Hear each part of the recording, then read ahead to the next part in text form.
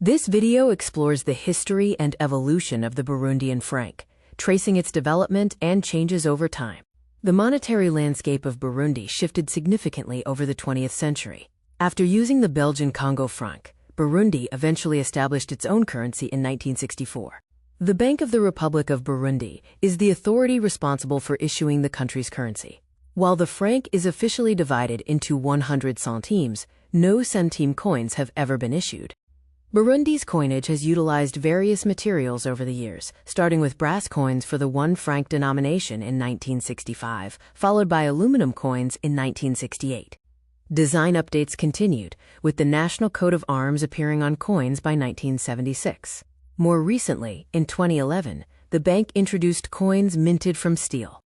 In 1964, the transition to a new national currency saw the bank overprint existing notes to feature the name Burundi directly over the older text. Following the transition to a republic in 1966, the authorities once again utilized overprinting, this time placing the word republic over the term kingdom on their banknotes.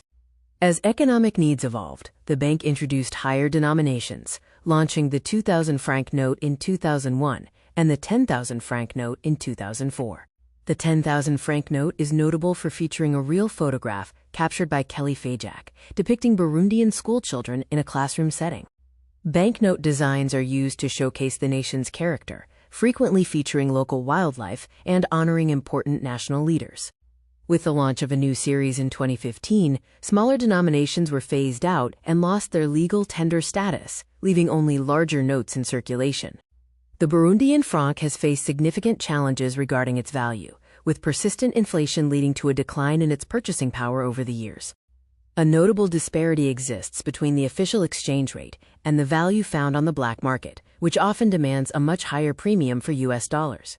While there were plans for a common currency within the East African community, the implementation of a common shilling has been subject to delays by the member nations. Ultimately, Burundi's currency serves as a reflection of its rich numismatic history and its ongoing political and economic evolution.